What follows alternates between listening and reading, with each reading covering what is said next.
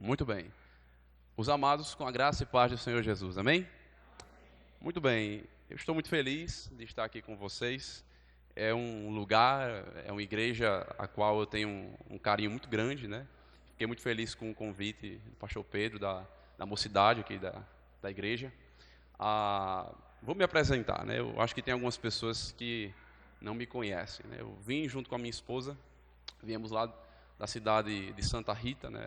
Há um ano e meio aí eu estou com o privilégio de servir como pastor na congregação Batista Fundamentalista que fica naquela cidade, né? Infelizmente, a nossa mocidade não pôde vir conosco, né? Um dos motivos é porque nós viemos para uma estadia um pouco mais comprida, né? Viemos na quinta-feira, na sexta-feira. Tá vendo a importância de você ter uma boa companheira? Não viemos na quinta, viemos na sexta-feira, ontem, né? Ontem de manhã. Aí vamos ficar aqui, eu acho que até a segunda ou a terça, então vamos ter um tempo de comunhão com os irmãos aqui amanhã também, né? Se Deus nos permitir, tá certo? Então nossa mocidade não pôde vir, né? A gente não conseguiu organizar o veículo para trazer e para levar, infelizmente, né? Mas fica aí para uma próxima oportunidade, né? Esse assunto é um assunto bem interessante. O nosso desafio está diante dele nessa noite. Diretrizes divinas para namoro e compromisso na sociedade atual. Ficou um pouquinho desfigurado aí, mas acho que vocês já devem estar a par do nosso tema, né? É um tema que eu sei que vocês já são experientes, né, e expert, né? Mas vale a pena a gente rever alguns conceitos, relembrar algumas coisas importantes aí dentro desse assunto. Eu sei que vocês já são muito bem instruídos por sua liderança, né, em vossas igrejas, também por, eu acho que a maioria aqui, os pais também em casa, nem todo mundo tem uma base tão boa, mas louvado seja Deus, porque eu acredito que em nosso movimento nós temos sim boas famílias, né, que servem ao Senhor e que ensinam seus filhos estas coisas, estes conceitos, desde cedo. Ainda assim, vale a pena a gente ver um pouquinho desse tema, tá certo? 2 Coríntios capítulo 6, versículo 14 é o nosso texto base, é daqui que vamos partir, tá bom? 2 Coríntios capítulo 2, ou melhor, capítulo 6, versículo 14 e verso 15 também. Eu sei que já foi lido aí, né? Mas vamos fazer uma releitura rapidamente, pois não existe nenhum mal, né, em nos debruçarmos diante da palavra de Deus. Ela sempre é rica para nos oferecer sabedoria em cada leitura que fazemos. 2 Coríntios capítulo 6, verso 14. Amém? Eu sei que vocês são rápidos aí, né? Verso 14: Não vos ponhais em julgo desigual com os incrédulos, porquanto que sociedade pode haver entre a justiça e a iniquidade, ou a injustiça? Ou que comunhão da luz com as trevas? Que harmonia, versículo 15, entre Cristo e o maligno? Ou que união do crente com o incrédulo? Esse texto por si só já deixa muito claro o teor, né, das diretrizes divinas para o nosso tipo de relacionamento. Mas ainda assim a gente vai caminhar um pouquinho aqui nesse assunto. Oremos. Nosso Deus, Deus bendito, mais uma vez nos colocamos, ó Pai, diante do Senhor. Nós queremos, antes de tudo, agradecer ao Senhor, louvar o Teu santo nome. Sabemos que esta ocasião aqui é bênção, é privilégio do Senhor em nossas vidas. O Senhor que nos salvou, nos alcançou com a Tua graça e nos permite estar aqui. Nesse momento nós rogamos o Teu favor e a Tua bênção para esse tempo de devocional, de meditação. Que esse tema, o assunto, os versículos que vamos ler, esse material, se eu possa usá-lo, usar o Teu servo, o Teu Espírito Santo, esteja atuante em nossas mentes, em nosso coração, para que possamos guardar essas verdades em nossa mente, em nosso coração, de modo que ela venha a aparecer na nossa vida cotidiana, em nossa prática.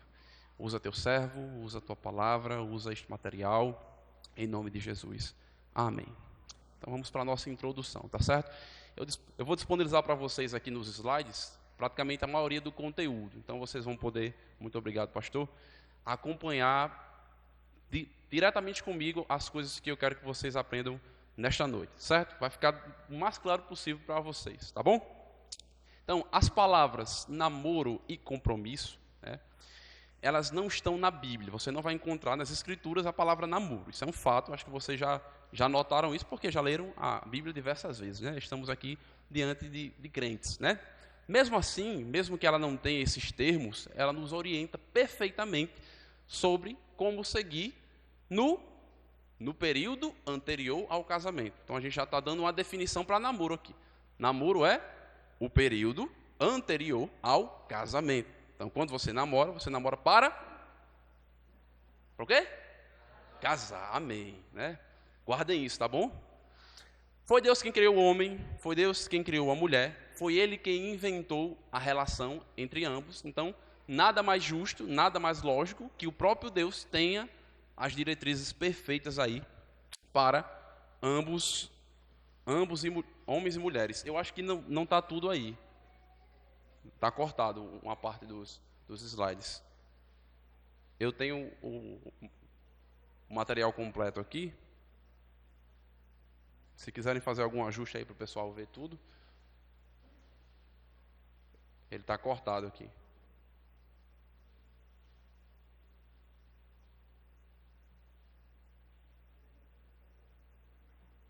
Não sei se é... Mas é no computador que está, então não sei se é do arquivo.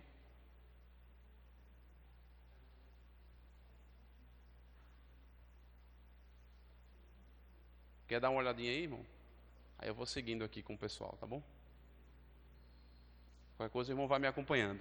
Então, Deus criou o homem, Deus criou a mulher. Deus quem inventou a relação entre o homem e a mulher.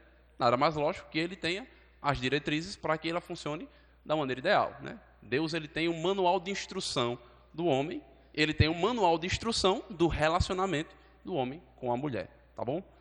Não tentem fazer as coisas sem a instrução, o manual de instrução, né? Eu estava tentando montar um armário esses dias e não estava conseguindo, né? Enfim, tentei com minha sabedoria, né, de arquiteto, engenheiro, carpinteiro e etc., que não sou, e não consegui. Quando eu vi o manual de instruções e entendi como ele funcionava, um pouquinho difícil de entender, né? Quando eu entendi, eu montei e está lá o armário até hoje, né? Teve um probleminha na montagem, uma parte que eu tentei fazer sem seguir o manual, mas está lá, ele está de pé, tá bom?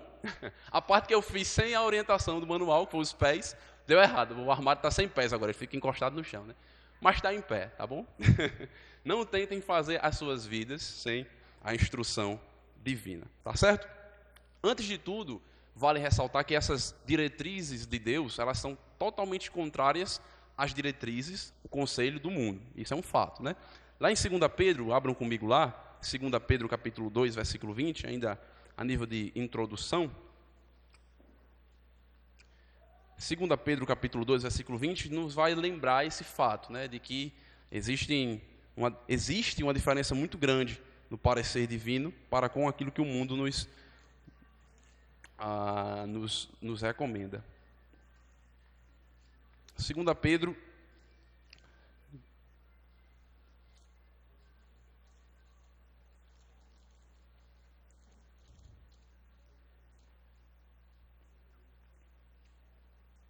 dois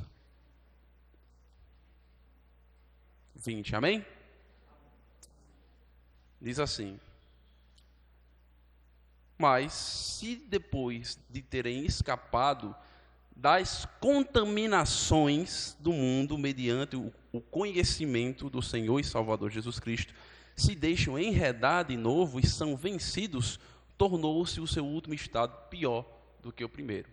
Então esse texto revela para nós que existe no mundo contaminações das quais nós fomos libertos quando nos aproximamos de Cristo. Se você fechar os seus olhos para essas diretrizes, esse conselho, né, o relacionamento com o Senhor Jesus, você vai estar num estado pior do que aquele anterior no qual você esteve.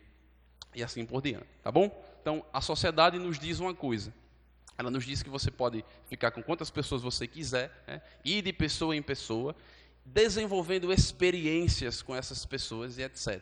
E isso é visto como algo muito bom, né? Aquele que já teve muitas namoradas, né? Aquele rapaz ou aquela moça no colégio que já teve muitos namorados ou muitas namoradas no colégio e etc.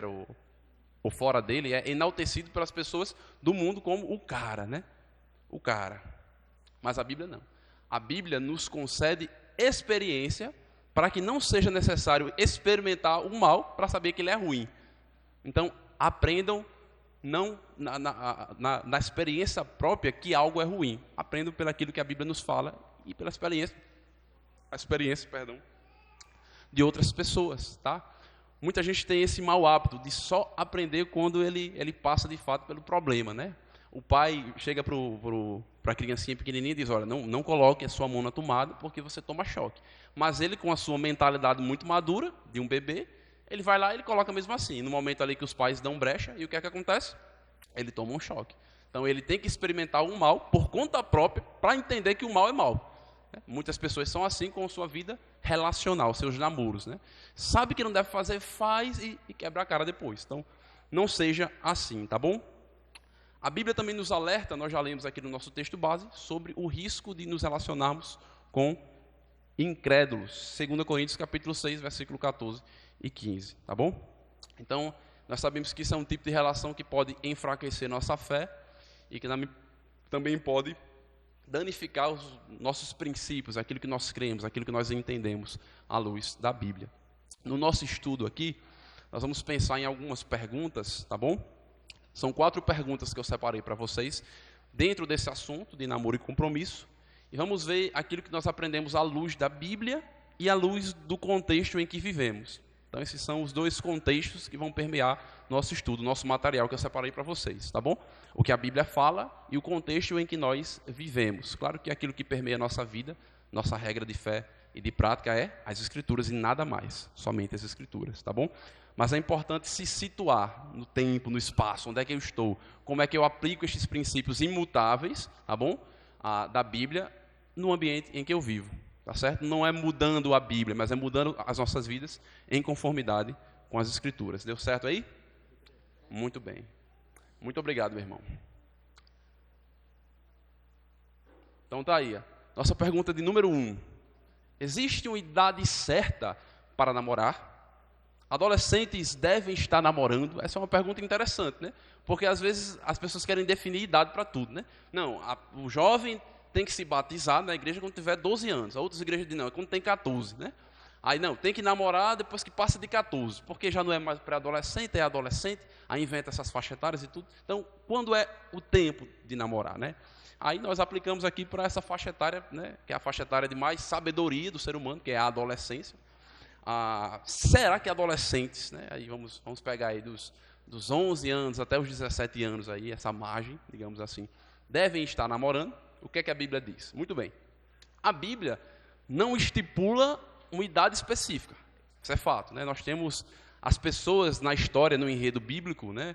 Nós identificamos que existem idades muito distintas nas quais eles já se relacionavam. Então, ela não especifica uma idade para o namoro.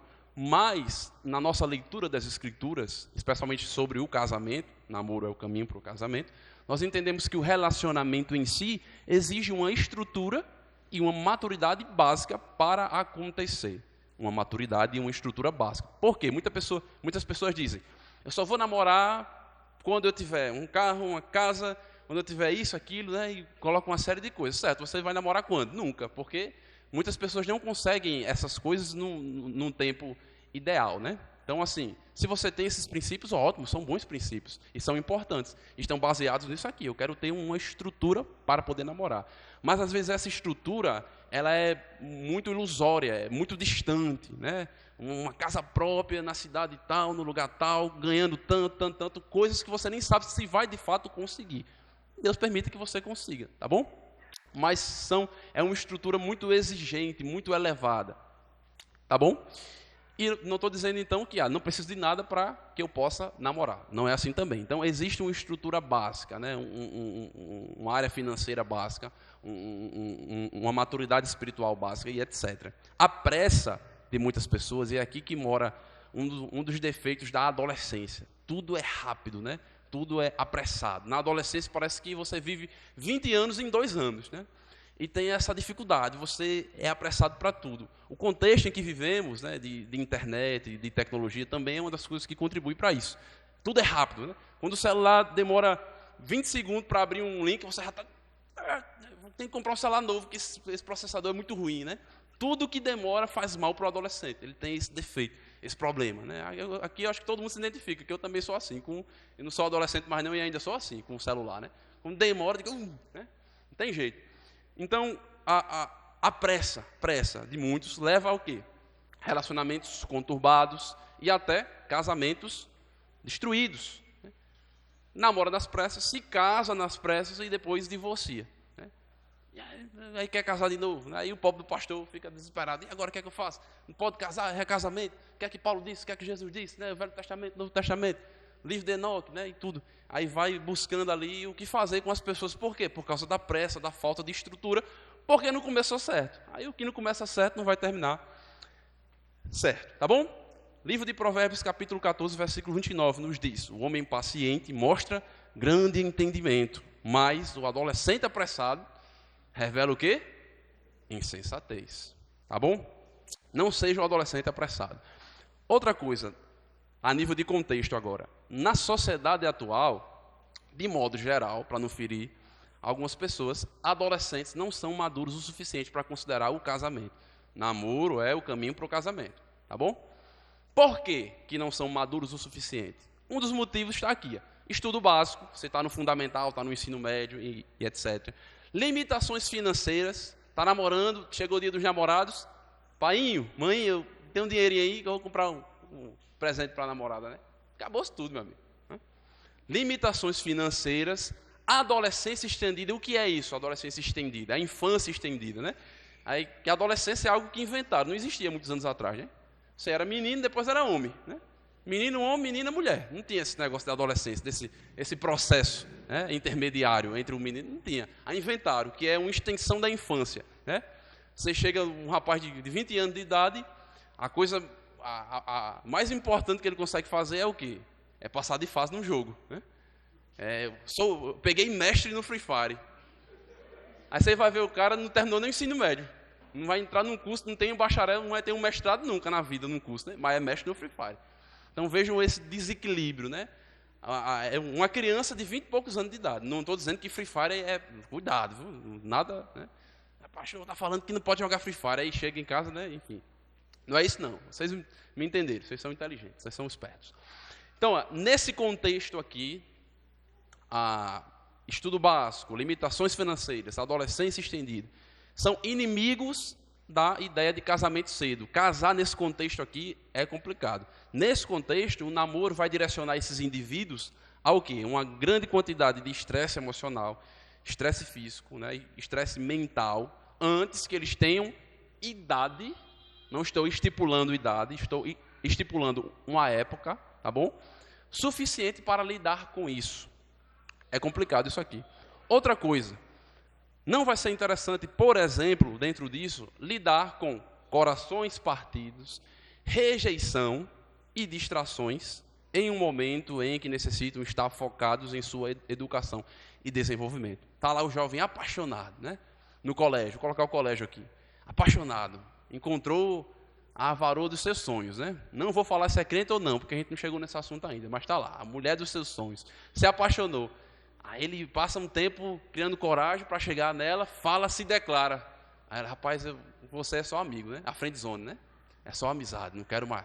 Aí o cara fica como? Triste. Aí é dia de prova. Ele vai fazer a prova, a primeira questão que tem na prova, qual o valor de pi? O valor de Pri, que era a menina, o nome da menina que ele gostava. Tudo confuso, né? Ele não consegue se concentrar, fica distraído, né? A professora dando aula e ele lá pensando, olhando para a janela, assim, com a mãozinha no queixo. Distraído. Estou dando um exemplo bem chulo aqui, mas vocês estão me entendendo, né? Distrações emocionais. Em uma época que as emoções não estão sob controle, em uma época que sua mente deve estar focada em outras coisas, na sua educação, no seu futuro, tá bom? É um problema. Aí você pergunta, sim, isso aí é no caso que o rapazinho ou a moça foi lá e recebeu um não, rejeição. E se o namoro é mútuo? E se os dois estão apaixonados? Aí tem uma outra dificuldade. Paixão ardente ali, os dois estão, ela é muito linda, ela é muito linda, né? Tudo mais, mas a impossibilidade de casar, porque os dois não têm nem onde, né, amarrar um jumento, impossibilidade de se casar, dá igual ao quê? Olha, paixão ardente, mais impossibilidade de se casar tão cedo, não casar daqui a 10 anos, é igual ao quê? Risco de se ultrapassar limites sexuais e desenvolver mais mágoas e dificuldades piores, dependendo do método de namoro que você vai usar. A gente vai falar disso no futuro. Então, vejam os riscos, vejam porque não é interessante, tá bom? Estou proibindo ninguém de namorar, não, vejam bem, vamos caminhando. Outra coisa, muitos males da sociedade, isso aqui é importante, muitos males da sociedade, estamos a nível de sociedade, estão ligados ao namoro adolescente e à experimentação sexual, tá bom? Dificuldades como aborto, monoparentalidade, o que é isso? Uma palavra grande que eu não sei, eu não pesquisei não, brincadeira. O que é monoparentalidade? Você tem ali uma criança que tem um cuidador só, né?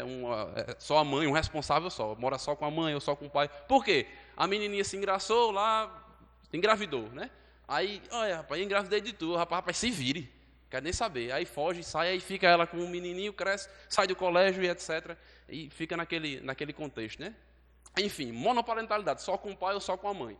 E assim as famílias vão se desenvolvendo. A pobreza, né? A dificuldade financeira, DSTs, essas doenças que são adquiridas por causa de experimentação sexual, assim, depressão, que leva muitas vezes ao suicídio, assalariados de baixa renda, AIDS, estupro e taxas de evasão escolar. Aquilo que eu falei, muitas pessoas acabam saindo do colégio porque se casaram cedo, começaram um relacionamento, ou tiveram seus filhos, né? Tem que trabalhar para sustentar o filho, aí vai o camarada de 13 anos deixar o colégio para trabalhar, né? Para sustentar a outra criança, uma criança sustentando outra, né? E etc. Tem que assumir aquela responsabilidade, porque tem, né? Em muitos contextos. Então, muitos males estão ligados a namoro adolescente e experimentação sexual. Então, se você remove o namoro adolescente e a experimentação sexual da sociedade, muitos desses males que eu mencionei para vocês, eles cairiam numa taxa absurda. Abortos e outros problemas como esses, assim, muito graves, diminuiriam se as pessoas atrasassem um pouquinho suas relações, namoro e etc. Esperassem para um tempo em que a cabeça está no lugar certo, entende? Muito de tudo isso. No entanto, nem sempre isso é possível. Muitas pessoas adentram, sim, em relacionamento cedo, tá bom? Daqui a pouco a gente vai falar mais um pouquinho. Sendo assim, decidi que é hora de namorar. Não, eu estou o tempo certo, né? Não tenho minha casa, não tenho meu carro, mas eu estou numa época em que eu acho que é interessante eu buscar alguém para no futuro nós nos casarmos, né? Aí é necessário estabelecer o quê? Com quem você vai se casar ou namorar para casar e como isso deve acontecer. Com quem e como. Então, diante disso, a segunda pergunta que fazemos, a primeira é: quando é que eu devo namorar? Será que adolescentes podem estar namorando? A segunda pergunta é: Deus pode usar um namoro missionário para salvar o descrente? Aí, seu gente, me explique melhor isso aí, né? Para abordar sobre com quem namorar, nós vamos discorrer sobre tá aqui, né? Sobre o namoro missionário. O que é isso? O que é o namoro missionário? Quem já ouviu falar nessa expressão? Levanta a mão aí. Algumas pessoas, né? Namoro missionário é o quê? A ideia moderna de que um salvo possa namorar um descrente com o objetivo de levar essa pessoa à fé em Cristo. Você olha para ela ou olha para ele, rapaz, é bonito, é de boa família, não faz mal a ninguém, não mata nenhum mosquito, né? Só não é crente, Mas o resto está perfeito. Então é só colocar Jesus na vida dele e, puf, príncipe encantado, né? Princesa da Disney, né? E etc. Aí mora um problema muito grande, né? Um deles é que a Bíblia não permite, né? Enfim. Embora Deus possa usar esse tipo de relacionamento, como já aconteceu, para o evangelismo, a Bíblia diz que os nossos relacionamentos mais importantes, ou seja, namoro, noivado, casamento, devem ser com outros crentes. Nós definimos o namoro como o quê? Um caminho para o casamento. A Bíblia desaprova o casamento entre um crente e um descrente. Não estamos discutindo se já eram casados quando se converteram. Outro assunto. Mas se você é crente, você deve buscar um outro crente para se casar. 1 Coríntios capítulo 7, verso 39, um texto que eu gostaria muito de discorrer com vocês, mas eu tive que tirar do estudo para não ficar muito extenso, né? O texto de 1 Coríntios 7. Mas, Paulo vai dizer no final de 1 Coríntios 7, verso 39, que uma viúva, ou seja, alguém que era casada, né, o marido morreu, ela fica livre para casar com quem quiser, mas somente no Senhor. Aí você pega e diz, só não é crente, né? Tem tudo, só não é Jesus. É Jesus, né? Paulo vai dizer aqui, ó, somente no Senhor, ou seja, só se for crente. O contrário do que você está pensando, quando você diz só não é crente. Está vendo aí? A Bíblia não orienta que os crentes tenham esse tipo de relação. Paulo, quando ele faz essa estipulação de que o seu cônjuge, né, pertence ao Senhor, é uma lição evidente, não tem o que discutir aqui. 2 Coríntios 6,14, nosso texto base, nos ensina que salvos e não salvos são espiritualmente incompatíveis. Ou seja, quando um crente namora com um descrente, espiritualmente falando, é como uma pessoa viva namorando um defunto, um cadáver. Tá bom? Imagina você agarrado com um cadáver, podre, cheio de bicho. Pronto, é isso aí que está acontecendo. Crente namorando descrente é um vivo namorando um cadáver. Literalmente, no sentido espiritual da coisa. Bíblia falando, tá? Não sou eu não. Depois chama o pastor Douglas Marnel, que ele fica falando as coisas muito pesadas, muito feias. É a Bíblia, tá? Tornar-se romanticamente envolvido com o incrédulo é um risco para a sua fé e um convite a dificuldades e tentações desnecessárias. Às vezes, a pessoa com quem você está se relacionando ali já teve outras experiências, né? Muito sabido, é o rapaz ou a moça. E ele namorando com você, e em um momento ele vai querer usar essas sabedorias que ele adquiriu dentro do namoro. Pode acontecer, especialmente se for um não salvo. Não tem compromisso com Cristo, não precisa obedecer o que a Bíblia diz. Um momento ele vai mostrar suas asinhas. E acontece muitas vezes da pessoa até se converter, como eu conheço casos bem próximos de mim, né? Se converteu ali, tudo, casou. Quando casou, saiu da igreja.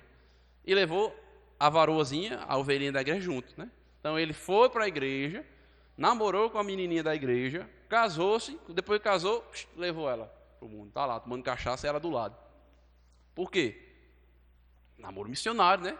Bem intencionado. Não, mas vai se converter. Se converteu e tudo, pronto, agora pode casar. Casou, se deu mal. Então vejam bem. Não vos enganeis, as más conversações corrompem os bons costumes. 1 Coríntios 15, 33. Então, ó, bem grande, para ficar na testa, colado assim. Ó. Mesmo que existam exceções onde o descrente se converteu, louvado seja Deus, porque Deus ele trabalha de modo inexplicável e salva e ele converte mesmo do jeito que ele quer, quando ele quer, no momento que ele quer, etc. Tá bom? Isso é indiscutível. Mas o namoro missionário é um relacionamento antibíblico. Fato. Bíblia falando, tá bom? Aí, vamos para a pergunta número 3. E agora? Quem poderá nos defender, né? O que eu devo fazer se eu não puder decidir com quem namorar? Agora acabou-se. A menina que eu gostava é descrente, acabou-se. Não tem mais possibilidade. E os crentes que tem na minha igreja é tudo feio. Não dá, não. E agora? Com quem eu vou decidir namorar? Vamos lá. Essa pegou, quer dizer que vocês estão pensando isso, né? É assim que a gente descobre. Estou virando pastor devagarzinho, viu? Estou descobrindo a metodologia de descobrir o... Né? Eles vão soltando devagarzinho assim, a gente... Opa, é aqui. 3. O que devo fazer se não puder decidir com quem namorar? A Bíblia, novamente, não dá especificamente, né? Não vai vir uma voz do céu dizendo, você vai namorar com Pedrinho, né? Da sua igreja. Não, isso não vai acontecer. Ela não diz especificamente com quem você vai namorar. Ali, né? A pessoa, né? Mas ela nos dá o quê? Uma visão do que devemos buscar em um potencial cônjuge, em alguém que um dia a gente vai casar, certo? O primeiro e o melhor conselho é orar. Não é fazer um perfil num aplicativo de relacionamento, né? É orar. Não decidir namorar, agora eu vou fazer um perfil, né? Crente, tal, bem bonitinho. Não. Primeiro é orar. Lembra disso? Orar, oração é importante, né? Conversar com o nosso Deus, né? O WhatsApp de Deus está sempre ali, online, e a gente esquece. Deus vai dar sabedoria e orientação se você pedir. Você não pede, ele não dá, né? Peça. Ele diz aqui em Tiago 1,5 que quem pede recebe com abundância. Com abundância, sabedoria. Peça a Deus, ele vai te ajudar, tá bom? Nós já aprendemos que um descrente jamais deve ser considerado para se tornar um cônjuge de um salvo. Ok, 2 Coríntios 6,14. Por outro lado, vem a pergunta, certo, um descrente eu não posso, mas aí qualquer crente eu vou namorar? Será? Só porque alguém segue a Cristo, isso não faz dela a escolha certa, sem falar na chance de ser um falso convertido, como eu mencionei um exemplo aqui, essa figurinha bem bonitinha aí, né? Do lobo com a máscara aí de ovelha. Não se engane não, tá? Isso acontece bastante, esses camaradinhos aí, bota um terno, bota uma máscara de ovelha, chega na igreja, varoa, né? Começa a falar misericórdia, né? Começa a falar as coisas, os jargões de crente, né? Aí depois você já sabe, tá bom? Então, muito cuidado. Até que ponto o suposto julgo igual é aceitável? Até que ponto? Aí, duas coisas. É importante verificar se o comportamento dessa pessoa evidencia um novo nascimento verdadeiro. Dê um tempo, deixa ele mostrar os frutos, aí você conhece, né? Um pé de manga não vai dar laranja, né? E etc. É necessário fazer o quê? Olha, leve essa palavra aqui na mente de vocês hoje, tá? Investigar. Namoro é investigação. Você é um detetive. Você está investigando a vida. Quando ela soltar, você diz, opa, isso aqui no casamento vai ser um problema. É por aqui, fugir. Então, investigação. Investigue bem aquele que será seu futuro marido ou sua futura esposa. Eu coloquei um texto como exemplo aqui, lá de Gênesis 24, de 14 em diante. É um texto que fala sobre quem? 2 personagens aí, que vão se casar. Isaac e Rebeca, olha lá, depois o pastor Pedro vai dar um chocolate aí. Isaac e Rebeca, né? O que é que aconteceu? Abraão manda o servo dele para fazer o quê? Investigar. Veja bem, aquela que se comportar assim, assim, assim, é essa que é a esposa, que vai ser a esposa. Então, investigação. Ali foi uma espécie de ocasião de namoro. Eles se prepararam para depois se casar. Então, investigação. Não vou abrir o texto não por causa do tempo, tá bom? Mas investigação, e temos esse exemplo bem interessante aí. Observe sinais implícitos nas atitudes do seu namorado ou da sua namorada, do seu futuro namorado ou namorada, que está por detrás das coisas que ele fala. Não fique abestalhado não por causa da aparência da pessoa não, tá bom? Olhe aquilo que o seu interior está externando. Pense em como seria o dia a dia com essa pessoa depois que se casar com ela. Como é que a sua família vai ser exemplo para outras famílias da igreja, na vizinhança, etc. Às vezes o jovem, ele pensa que vai ser jovem para sempre. O adolescente pensa que vai ser adolescente para sempre. Né? Você vai no mercado, tem um vendedor no mercado, tem um advogado, trabalha de advogado, tem, né, o professor e etc. Na igreja tem o diácono, o tesoureiro, tem o pastor. Aí você pensa que eu vou viver para ser servido. Não, um dia você vai ter que ser o advogado, o médico, o comerciante, etc. Um dia você vai ter que ser o diácono, o tesoureiro. A sua família vai ter que exercer um cargo na igreja. Você não vai ficar a vida toda, né? Então, o adolescente pensa que vai ser adolescente para sempre, né? Vive em função de si mesmo, os outros têm que viver também em função dele. Não é assim, não. Tá? Não é assim. Então, veja como é que sua família, como é que esse homem, esse jovem, né? Essa jovem, essa moça, vai ser uma esposa e um marido adequado, como é que a sua família vai ser, diante dessas coisas pequenas que ele tem mostrado, tá bom? Observem se ele pensa parecido ou se ela pensa parecido, por exemplo, sobre criação de filhos, né? Um diz, não, a gente vai fazer homeschooling. Vamos ensinar o menino em casa, não vou botar no colégio do Satanás. O outro diz, não vou fazer homeschooling porque eu não ensino, eu não gosto de ensinar em casa, então vai para o colégio. A gente escolhe um colégio cristão, dá certo. Aí fica isso. Aí não discute isso, aí chega a casa. Aí quando casa fala, não quer ir dar briga. Aí, não, então vou divorciar, vamos divorciar. Né? Então, são coisas que você pode ir investigando no namoro. Opinião sobre o tema família, serviço doméstico. Eu lembro de um pastor que mencionou um casal que o marido queria deixar a esposa, não estava aguentando mais porque ela não cozinhava. Não cozinhava em casa, e ele também não queria. Eu quero uma mulher que cozinhe. Pastor, rapaz, que coisa, né? Muito complicado isso. Aí perguntou a ele como é que era o namoro, se ela cozinhava. Não, ela dizia que não gostava, não cozinhava não, a mãe dela cozinhava na casa dela, tudo. Aí, pastor, ela não gostava. Ele casou. Não, pastor, mas porque eu achava que quando ela casasse, ela ia aprender. Aí não aprendeu. Aí agora não aguento mais, são anos já, e eu sempre fazendo, eu detesto a comida, enfim. Aí, olha o motivo do divórcio. E tem piores, tá bom? Por quê? Porque não fez a investigação. Ouviu e, né, fechou os olhos. É bonita demais, né? Casar com a mulher mais bonita da cidade. Casou com Satanás. Olha, serviço doméstico. Não, mas porque a mulher não cozinha não é Satanás. Estou falando de outro caso. Tem que tomar cuidado que a gente fala. Serviço doméstico, finanças. O que é que pensam sobre finanças? Se a pessoa é de gastar, né? Aí quando casa, rapaz, não consegue, quer comprar sapato, né, tudo. Veja no namoro como é que é com os pais, tá bom? Eu vou falar um pouco mais disso lá na frente, sobre o candidato aí e a candidata. Educação, política, né? Eu sou de Bolsonaro, eu sou de Lula, né? E casa, um problema grande. Então, vejam direitinho isso aí, tá certo? Antes de avançar para o casamento, investigação, perguntas, tá certo? Em nome de Jesus. Aí pronto, a gente chega aqui, ó. A primeira pergunta aqui, ó. Até que ponto o suposto julgo igual é aceitável? Se for um crente evidenciar isso, por meio de seus comportamentos, veja se suas crenças são parecidas, ok? Aí, ó. Como é então que as mulheres e os homens, que os jovens, né, que os rapazes e as moças devem se portar para serem bons candidatos? As moças primeiro, né, as damas primeiro, né, devem buscar orientação sobre como uma esposa cristã deve ser. Não vai pesquisar lá na Bíblia como é que a namorada tem que ser. Não vai ter, não tem namoro na Bíblia, tem o casamento, né? E o namoro é o caminho para o casamento. Então, a esposa cristã é como? Assim, assim, assim. Efésios 5. Vamos abrir Efésios 5? Acho que esse texto é importante a gente abrir. Efésios 5.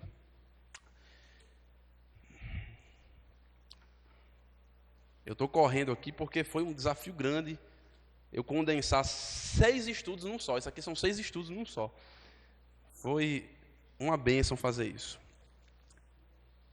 Muito bom. Efésios capítulo 5, versículo 22. Eita, Jesus.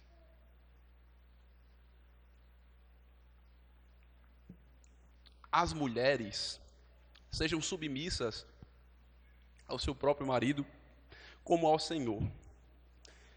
Porque o marido é a cabeça da mulher, como também Jesus é o cabeça da igreja, sendo este também o salvador do corpo. Então ele está correlacionando a relação da Trindade e a igreja com a relação do casal, ok? Muito bem. A Bíblia destaca essa submissão como algo que a mulher deve destacar no seu comportamento. Vejam só o que é submissão bíblica, tá?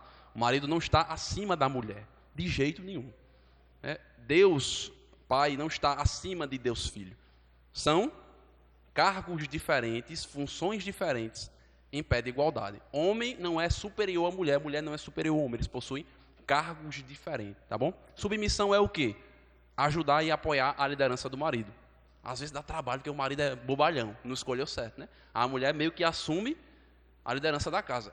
É um problema, né? Mas é uma consequência de uma má escolha. Quando a escolha é bem feita, isso aqui dá muito certo.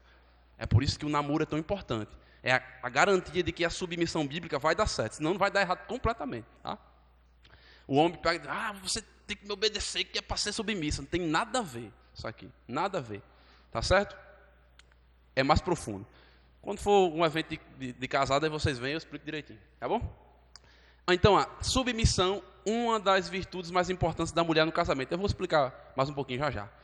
Evidentemente, a garota, a moça com quem o rapaz esteja considerando o relacionamento, não tem a obrigação de ser submissa a ele, jamais. Nem no sentido bíblico, no namoro. Ela não tem essa obrigação, entre aspas, tá bom? No entanto, isso aqui também vale para o homem, ela não deve ter um espírito rebelde e orgulhoso. Como é que eu identifico isso? No homem ou na moça? No rapaz ou na moça? Você está lá, comecei o namoro, vou na casa dela, né? Passou alguns meses, já tem um pouco mais de intimidade, aí o pai pede pro rapaz, ou a mãe pede para a moça, vem aqui me ajudar. Peraí, mãe, que mulher chata, né? Aí você, opa, olha aí, o detetive já pega, se ela está falando assim com a mãe, que é mãe dela, como é que vai ser comigo? Aí você, não, isso é besteira, comigo é diferente, porque eu sou o mozão dela, né? Não vai fazer isso comigo, não. Né? A mãe, tudo bem, a mãe dela não é. Aí eu sou o cara. Né?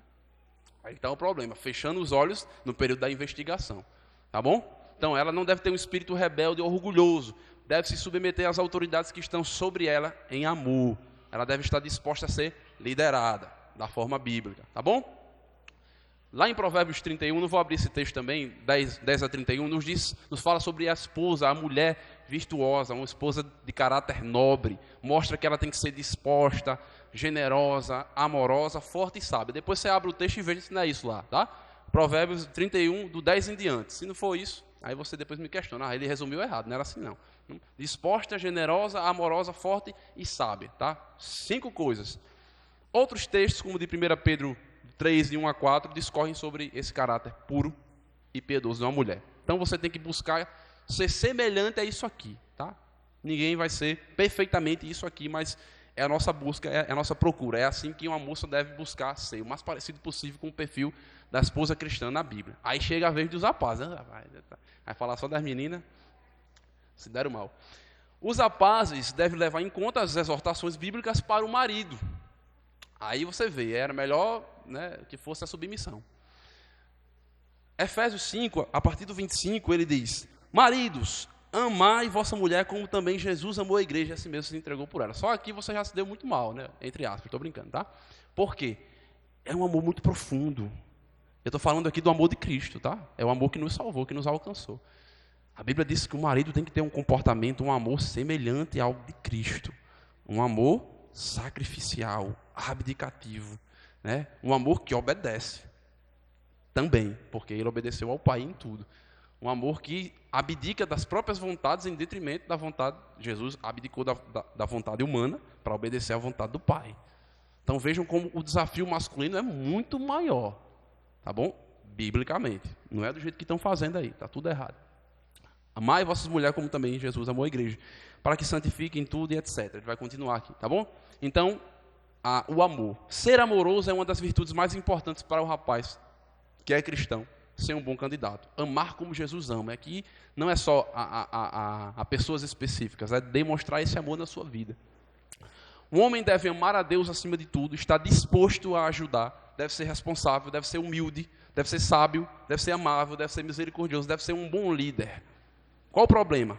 E o problema está aqui. Um rapaz que não sabe se portar nos lugares, né, bestalhado, não consegue falar adequadamente, né? Calma, respira, né? Calma. Não ajuda as pessoas ao seu redor, não ajuda os menos capacitados, e a lista vai longe, dificilmente vai ser um líder adequado para o lar. Tá bom? Não será aquele que vai trazer, que vai prover a sua casa, às vezes juntamente com a esposa, às vezes não. Tampouco vai ser um marido amoroso. Então, investiguem bem, tá bom? Qual é o perfil de um candidato? Homens se esforcem para ser assim, terem uma postura adequada, desde cedo. Homem, tá? Você é um homem. Esqueça esse negócio do adolescente, né? É menino e é homem. Uma hora vai mudar, vai virar a chave assim, né? Vai deixar de ser menino e vai virar homem. Uma hora tem que acontecer. Depois disso, né, veja bem aí o seu contexto e você tá apto aí para o namoro. Não vai ser esse gurizinho aí da foto, né? Bestalhado. Tá bom? Não vamos encontrar perfeição em um namorado, entre aspas, né? Perfeição em um namorado ou namorada, mas vamos observar se o desejo e o esforço de ser santo existe nessa pessoa. Se não existir, descarte, pode ser a pessoa mais bonita do mundo, tá? Descarte. Depois desse encontro, encontrei essa pessoa aqui. E agora, como é que eu vou desenvolver o meu relacionamento com ela? É a última pergunta que eu quero ver nessa noite com vocês, tá bom? Não sei quanto tempo tem, eu acabei perdendo aqui o relógio, né? Mas vamos seguir, tá liberado, né? 4. Qual método eu devo usar para desenvolver este relacionamento até o dia do casamento? Aqui os cabelos começam a cair. Aí vamos, daqui a pouco. Sabendo que o contato físico livre é algo que deve esperar até o casamento, né? As intimidades. 1 Coríntios 6, 18 a 20 nos fala um pouco sobre. O casal deve escolher como ele vai desenvolver a sua relação sem ferir a orientação bíblica, a imoralidade, etc., da que tanto Paulo fala em 1 Coríntios. O excesso de contato físico no namoro pode ser uma grande dificuldade. Na possibilidade, um dos motivos, tá bom? Na possibilidade do rompimento desse namoro. Eu vou explicar com mais detalhes. Vamos seguir. Muitos namoram na intenção de alimentar o desejo do contato físico. O cara não aguenta mais, ele vê outras pessoas namorando, né? Olha no colégio o povo, que bonito, o povo dando um beijinho ali, eu queria também, né? E etc. Aí vai namorar com esse objetivo, né? De poder estar no colégio e o povo vê ele, né? Com uma varoa de lado, né? Vê que ele, o cara está namorando e tal, né? Desejo de alimentar seu ego, né? Seu status diante das pessoas e, especialmente, o seu contato físico. Outras pessoas acabam cedendo aos entrando no contato físico mais íntimo no namoro. Por quê? Porque acaba cedendo aos impulsos dentro desse namoro, durante esse namoro. O que acontece? O namoro acaba. Depois do término, surge o quê? Um grande desconforto em ambos os casos. Imagina aqui um exemplo. Tem duas pessoas na igreja, aí elas começam a namorar, na mesma igreja, né? Aí nesse namoro, muito contato físico, né? E aí abraçava, né? Passava a ficar um no outro, se beijava e tudo. Acabou o namoro, deu errado. Aí chega os dois na mesma igreja para o culto. Aí sentam um aqui, outro ali. Aí olha para o lado, tinha muita intimidade, não tem mais. Daqui a pouco, essa ou esse arruma um outro namorado. Aí está com o namorado, mas estava, né, com o outro antes, com muita intimidade física. Olha o constrangimento, a vontade é ficar igual esse camarada aí, do saco na cabeça. Chega no culto, né? Vai para outra igreja, sai, se desvia, enfim, muitas coisas acontecem, porque tinha muito contato físico ali e agora há uma vergonha muito grande em tudo isso. Então, muito cuidado com como vocês desenvolvem o relacionamento de vocês. Cuidado, você já conheceu a pessoa, já pensa que o amor é a sua vida, já vou casar com ela, né? Aí daqui a pouco descobre que o camarada ou a moça tinha algo escondido. Descobriu, não vai casar mais com ela, mas já tinha feito um bocado de coisa. Aí agora, não dá para voltar atrás, tá bom? Vejam bem. Aí aqui eu vou entrar no nosso assunto. Qual o método eu devo usar para desenvolver o relacionamento até o dia do casamento? Nós vamos pensar na diferença entre namorar e cortejar. Vou tentar falar sobre isso do modo mais breve possível, tá bom? O que é isso? Namorar, eu estou usando o termo namorar para um namoro de um tipo diferente, né? Namorar e cortejar são dois métodos de começar relacionamentos, né, com o sexo oposto. Eles enxergam, tanto o cortejo como o namoro comum, digamos assim, enxergam distintamente a liberdade para o contato físico, né? Eu coloquei uma imagem ilustrativa aí, é como se você estivesse na mão direita deles aqui, né? Na mão direita dele, esquerda dela, a mão que está aqui, um namoro comum e mais atrás aí um namoro de corte, com essa barreira no meio, né? Mas vou explicar melhor para vocês, tá bom? O namoro comum, que eu estou chamando assim, ele seria aquele namoro onde os dois têm alguma liberdade para ter contato físico, tá bom? Até certo ponto. Eu estou falando aqui de namoro de crente, não é de descrente, não. E acontece isso aqui. Já no cortejo, o namoro de corte, esse contato físico pode ser dar as mãos, um abraço, etc. Um beijo na bochecha, na testa, né? E etc. Já no cortejo, o namoro de corte, como alguns vão chamar, no modo convencional dele, as pessoas não têm nenhum contato físico. Então, não tem toque. Evitam segurar as mãos, tá bom? Não se beijam de jeito nenhum até o dia do casamento. Muito bonito, né? Namoro de corte, namoro comum, namoro de corte, tá bom? O namoro de corte, ele funciona como algo levemente superior a uma amizade comum.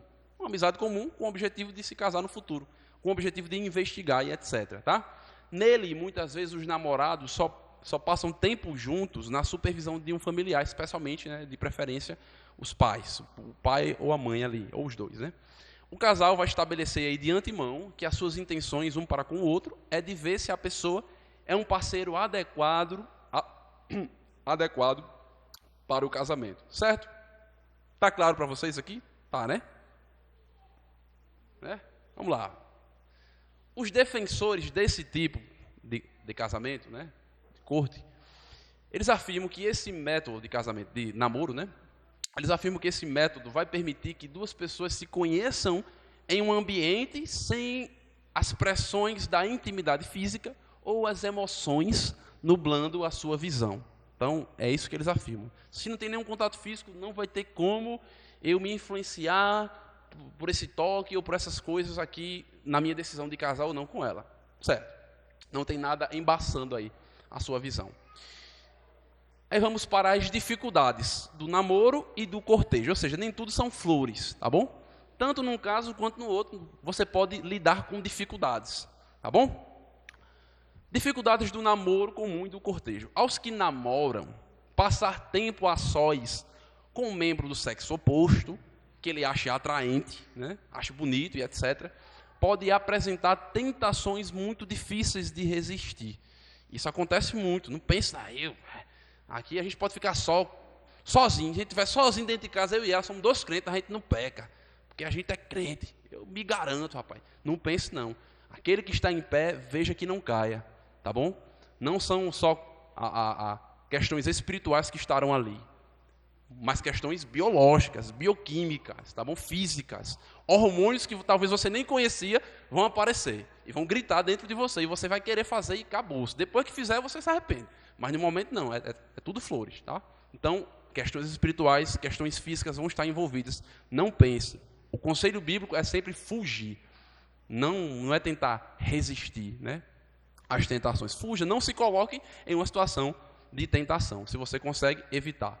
Então, nesse tipo de namoro, no namoro comum, com algum tipo de contato físico, o casal deve estabelecer limites juntos e garantir não exceder esses limites. E aqui é um outro conselho para investigação. A moça chega para o rapaz, vou dar um exemplo aqui, para o rapaz e diz, olha, eu não quero que você me toque com as mãos. Não quero, quando estivermos juntos, eu quero que você não segure nada a não ser minha mão. Pronto, esse é o limite. Aí passa 1 mês, 2 meses, 3 meses, eles estão juntos ali, ele tira a mão da mão dela, bota na perna. Não aconteceu nada demais, só colocou na perna dela, mas eles conversaram e acertaram juntos de ele jamais tirar ou tocar em outro lugar que não fosse a mão. Ele fez isso, ele feriu um acordo que os dois fizeram. Ele é passivo de não ser mais o meu cônjuge no futuro, se eu for uma pessoa séria. Por quê? Porque ele fez uma besteira dessa? Não, porque ele feriu um acordo que fizemos em nosso namoro. Então, isso não acontece no namoro, esse tipo de investigação. Botou a mãozinha, não fez nada, tá bom, vou deixar passar. Não deixe, porque no futuro, no casamento, talvez essa mãozinha seja uma mãozona, né? Uma coisa que você diz para ele não fazer, e ele faz no casamento. Tá bom? Em qual área que for. Então, investigue, seja sábio, tá bom? Estabeleça limites e cumpra esses limites. Não passe desses limites, tá bom? Dialoguem juntos. Assegurando sempre que Jesus sempre vai ser honrado durante o meu tempo junto com ele, fugindo de tentações. Namoro comum. Vamos para o namoro de corte. Embora muitos defensores do cortejo, eu acho algo muito bom e muito sensato, especialmente para as pessoas que não sabem quando vão casar. Aí é perfeito. Embora muitos defensores do cortejo o vejam como a única escolha para encontrar um companheiro, muitas pessoas defendem assim. É a única forma de fazer. Sem nenhum tipo de contato e acabou. É assim que tem que ser e ponto final. Muitas pessoas defendem assim, ok. E com muitos respaldos bíblicos, às vezes. Outras pessoas acham opressivo e excessivamente controlador. Pode ser difícil conhecer a pessoa de verdade por trás do rosto público apresentado de frente da família. Um exemplo, né? Então, ela de frente dos pais ali é uma coisa, ele de frente dos pais é uma coisa, né? Você não sabe de fato como ele é no dia a dia ou num tempo a sós, tá bom? Muitas pessoas, ou as pessoas de modo geral, elas podem ser diferentes estando em grupo ou estando com uma única pessoa. Então, nunca desfrutar de um tempo a sós pode impedir esse casal, esse futuro casal, de se conhecer na intimidade emocional e espiritual, com muitos limites aí, tá bom? Intimidade emocional, entre muitas aspas, e espiritual. Além disso, algumas situações de cortejo têm gerado algo muito próximo a casamentos arranjados. E aí é um problema, né? Porque eles estão casando não porque querem, mas porque os pais querem que eles casem, né? De certa forma. São duas famílias respeitadas da igreja e etc. E tudo. Então vamos juntar porque vai dar certo. E às vezes não dá, tá bom? Não dá. Porque filho de crente nem sempre é crentinho, né? É filho do diácono. O que é que tem? Né? É um crente, vamos ver, investigue, tá certo? É porque é filho do pastor, é filho da pastora, né? Enfim. O resultado é ressentimento em um ou ambos os jovens. E às vezes até divórcio depois. Aí lá vem um problema para as costas do pastor, né? A resolver divórcio. Está cheio de divórcio por aí, cheio de divórcio.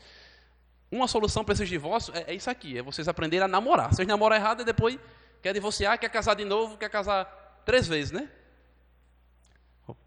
Vou morar lá em Samaria.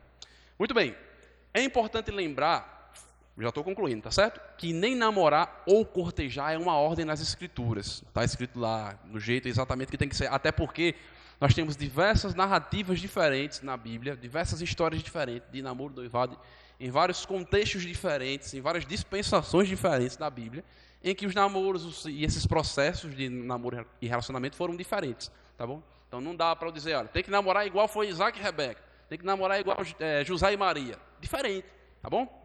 Diferente. No final, o caráter cristão, maturidade espiritual, por isso que é interessante esperar, né? Conversar com sua liderança, com seus pais, estudar, ver as coisas que são mais importantes no momento, tá bom? Depois, com maturidade espiritual, aí esse casal, já namorando, vai entender que muito mais importante do que a natureza exata de como e quando eles passam o seu tempo a sós juntos é o seu caráter em Cristo, né? Eles vão conversar e vão resolver da melhor maneira. Amém? Amém? Amém? Muito bem, vamos concluir. Espero que vocês tenham abraçado o assunto aqui junto comigo, né? Eu tentei resolver o máximo possível. O que deve estar estabelecido no fim das contas, em qualquer namoro entre crentes, é que o namoro é o caminho para o casamento, certo? No namoro, vamos ver no que é que dá, né? Vamos ver no que é que dá, não está aí não. Namore com um compromisso certo. Ele vai ser o meu marido, ela vai ser minha esposa, a gente vai servir na igreja, ele vai ser diácono, vocês vão fazer isso, a gente vai, vamos trabalhar nessa área, nesse sentido, nossa família vai ser assim, assim. Não esteja, né, meu mozão vai ficar junto comigo, ficar agarrado no frio, né? Essas coisas, né? A gente só pensa na partezinha romântica do casamento, né? Não seja assim, tá? Veja a coisa por completo, senão você vai se dar mal. Então, é o caminho para o casamento. Portanto, deve ser decidido com muita sabedoria. Levem a sério isso aqui. Namoro é tempo de investigação de ambas as partes. Como é que ele é na igreja, com amigos, com familiares, etc. Ela também. Tempo de muito diálogo, respeito, observação e autocontrole. O Espírito Santo vai ter que agir aqui. Limitando, sempre que necessário, as demonstrações físicas de afeto. Se tá fazendo, pronto. Eu conheço muitos casais, namorados, né, que eram namorados, que eles conversaram e disseram, não, vamos fazer assim, a gente vai namorar, mas vamos ter liberdade de contato físico. Aí eles começaram assim, até beijavam. Aí viram que estava fazendo muito mal para eles. Aí eles acordaram de diminuir esse tipo de contato, no meio do namoro. E foram assim até o casamento. Tá? Não é nada de errado, eles foram sensatos, eles começaram de uma forma, viram que não era saudável para eles e eles pararam. Tiveram sabedoria. Não quer dizer que, rapaz, que coisa feia, quer dizer que começaram se beijando e depois, não. Né? Foram sensatos de saber os seus limites, saber que aquilo estava os afetando. Né? Questões hormonais estavam atrapalhando o seu tempo a sós. Tá bom? Então, sempre que necessário, limite essas demonstrações físicas. Namoro de curto é uma ótima opção. Eu estou namorando, mas nem sei quando é que a gente vai conseguir casar. Aí, tome contato físico. No início, só um contato físico leve, assim, é um selinho só, não faz mal nenhum um selinho. Só que esse selinho, depois de 2 anos, não vai querer ser mais um selinho. O selinho já vai estar sem graça, você vai querer algo maior. E depois de mais 2 anos, algo maior ainda. Então, uma hora você não vai conseguir mais se controlar. Não sei quando vou casar, então namore sem demonstrações físicas, para que isso não leve você a um pecado, tá bom? Em ambos os casos. Eu vou casar logo, não quer dizer, vou casar logo, posso me beijar. Não. Cuidado, estou dizendo isso não, viu? Vai para lá. Então, devemos ter relacionamentos santos, santidade. É pureza, tá bom? Livres de impureza, livres de malícia. Muito cuidado. Não devemos desenvolver intimidades exclusivas ao casamento. Você não é casado ainda não, ela não é sua mulher. Ele não é seu marido, né? Tem gente que tem esse sentimento de posse, né? É minha, é meu, tá namorando, cuidado, tá? Não é assim não. E jamais ter relações sexuais antes do casamento. Isso aqui é fato. Óbvio, né? Temos vários textos aí, muito mais do que esses daí. Mesmo que a sociedade se ache esclarecida e considere normal esse tipo de intimidade no namoro, devemos ser diferentes deles. Não tem nada a ver. O namoro deles não tem nada a ver com o nosso. O pessoal está namorando hoje em dia, vai até morar junto. Namorou, tem um apartamento, vai para dentro do apartamento, acabou-se ali, né? Aí termina depois, enfim, não tem nada a ver. Namoro de crente não tem nada a ver com namoro de descrente. Não tenha vergonha disso, não. Se perguntar, eu sou crente, rapaz. Eu respeito a Bíblia, eu amo Jesus, ele manda fazer assim, eu faço e acabou. Não tenha vergonha de ser crente, não, viu? Devemos ser rebeldes. Você deve ser rebelde. Não com relação a Deus, com relação à cultura, à sociedade. Tem que ser diferente deles. Tá bom? Não tenha vergonha de ser diferente. Isso é muito honroso, ser diferente. É assim que é isso que a moça deve esperar de um rapaz, que tem postura, que não tem medo de mostrar que é crente. e o oposto também, tá bom? Devemos ser rebeldes em uma cultura sexualmente esclarecida. Eles acham que sabem demais, né? Estão à nossa frente. Esse esclarecimento sexual deles tem os levado a grandes dificuldades, a coisas muito negativas, como vício em pornografia, dependência da pornografia, doenças sexualmente transmissíveis, danos emocionais, depressão, aborto e aquilo tudo que eu falei, tá bom? Por quê? Por causa desse esclarecimento. Posso tudo, né? Experiências e etc. Não está dando certo, tá bom? Não está dando certo para eles, não vai dar certo para vocês, especialmente porque Deus não nos permite, não nos recomenda, não nos orienta. Fujam do modelo de namoro do descrente. Fujam. Essa é uma das decisões mais importantes a fazer na vida. Por quê? Quando duas pessoas se casam, elas se unem firmemente uma a outra, se tornando uma só carne. Eu vou ser uma só carne com um, depois terminar uma só carne com o outro. Não, tá bom? Deve ser algo permanente e inseparável. Deus odeia o divórcio. Abomina, tem nojo do divórcio. Acontece. É uma sociedade decaída, né? O divórcio, ele foi inventado, né? Moisés ele teve que estabelecer o divórcio. Por quê? Por causa da dureza do coração do homem, Jesus falou, né? Infelizmente. Mas se a gente fizer o namoro do jeito certo, do jeito que nós estamos aprendendo aqui, que a Bíblia nos orienta, dentro dessa cultura, não vai ser necessário se submeter a um divórcio, jamais. Não existe nenhum caso de divórcio que não seja justificado por um namoro errado. A maioria deles foi, alguma coisa você deixou passar. Alguma coisa você fechou os seus olhos, esse divórcio aconteceu, tá bom? Quando se trata de crente, mais ainda, tá? A Bíblia dá N conselhos, mas vocês fechem os seus olhos, especialmente na adolescência, né? O adolescente tem esse mau hábito aí. Então, decida com bastante sabedoria, porque é algo inseparável e permanente, e que Deus ama. Deus inventou, Deus estabeleceu essa união. Gênesis 2:24, ele fala, Mateus 19:5, Jesus, ele reafirma isso. Amém? Deus seja louvado. Vamos orar. Nosso Deus, Deus bendito, Deus santo, Deus grandioso, mais uma vez, ó Pai, nos colocamos diante do Senhor, nós louvamos o Teu santo nome, nós agradecemos, ó Pai, esta ocasião, estes jovens que o Senhor trouxe até aqui. Nós pedimos que o Senhor possa estar nos orientando, especialmente esses que estão se colocando agora na adolescência, nessa primeira fase de vida, que sentem um desejo de desenvolver um relacionamento, que o Senhor possa ajudá-los a organizar as suas emoções, as suas decisões, para que possam fazer isso de maneira santa, para que dentro de relacionamentos eles possam desenvolver esse relacionamento com santidade. Que o Teu Espírito Santo atue na vida de cada um, no seu cotidiano, no seu colégio, diante dos incrédulos, diante das tentações que os jovens enfrentam, que são muitas, que o Senhor possa ajudar esses jovens que estão aqui a serem diferentes do mundo, a irem de contrário a essa maré de pecados, de incredulidade, de imoralidade, que nós possamos ser diferentes.